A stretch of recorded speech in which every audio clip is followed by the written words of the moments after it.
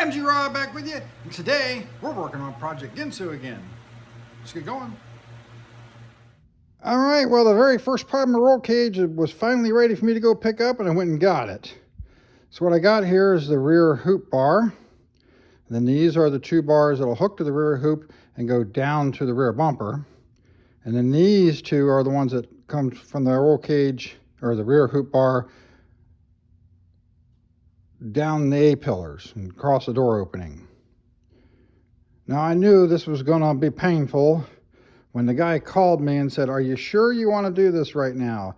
Prices are really high on this tubing at the moment. Are you sure you don't want to reconsider and do it later?" But since I have to get these bars in before I can move the car, I told him, I said, I just simply can't wait for it. Those there is $600. And that's after giving me the discount for paying in cash. Ouch. So what I've been doing so far, getting ready for the roll cage, is drilling holes with a hole saw there and there on both sides. That's where the rear hoop's going to be going, and then the front legs of the roll cage, they're going to go down inside that tubing. That way I can actually have them going partway down to that tubing, and when I get everything tacked up, I can drop the cage down a little bit to the bottom of the tubing, so I can weld easier up here where it's going to be hard to weld. Then I can pull it back up where it needs to be and then weld it in place.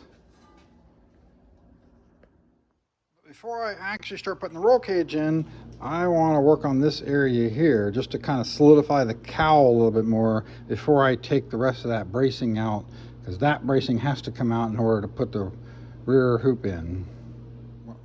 What I'll do to start with is I'll cut. I made a line here. I'll cut here, and then I want to find the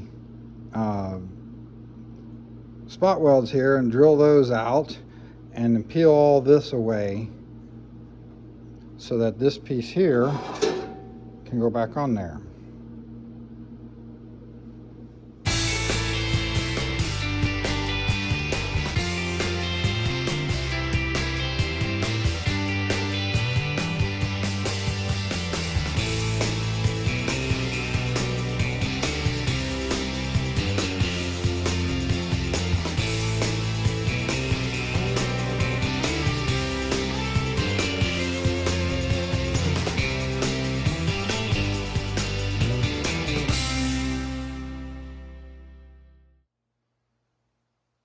Well, that's a pretty decent fit right there. Now what I'll have to do is drill a couple holes in here for plug welding that, and then I'm going to have to come in here and weld all this up so that I can plug weld through this into that piece there. So a little bit more prep work before I put it in, but we're getting somewhere. Alright, so after a little bit of massaging and tweaking, I've got it fitting pretty well, and I'm starting to tack it in now.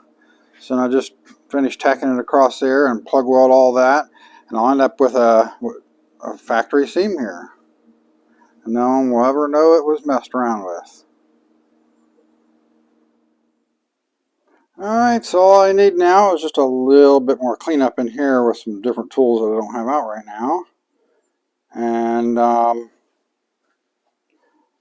course I'm going to have to make the patch to go in here yet. And now I get to do the other side. Alright, well, I got this side all tacked in now, and then plug welded down through here. So I went ahead and knocked out all the bracing back here, and I'm starting to fit the roll bar. So I got the roll bar in here right now, test fitting it. So I got the height sitting just where it should be pretty close to the roof once I get the roof back in place in the very center. So I want to get as much height as I can to make sure my helmet's below it. And I got it leaned back about 6 degrees, which is about what we figured it was going to be to give me the room I need. So there it is in place where you can see the whole thing at once from the back side. It's pretty close to the same gap on both sides here. Now when you start messing with these cars, you find out that they weren't necessarily built terribly square and level to begin with. And this car, while from the window line down is really square, the glass house isn't quite so square. And that's how it left the factory. So the gap on this side over here is slightly bigger than on this side, but not too bad. Pretty close. So the next step after getting the rear hoop in is to start figuring out my down tubes going down the A-post. And right now, I'm not really happy with how it's sitting in there, and I got to figure out what's going to have to change to get it to fit the way I want it to fit. So that's going to put us at a bit of a stopping point at the moment. So that's as far as I'm going to be able to take the roll cage for now, until I figure out exactly what I can do to tweak that bar to fit the way I'd like it to fit. And then of course once I figure that out, do that to the other side, and then I can continue forward on the roll cage. Until then, I'll have to work on either other parts of the car or other projects. And as always, if you like what I'm doing, like, subscribe, share with your friends. It's MG Rob. Later.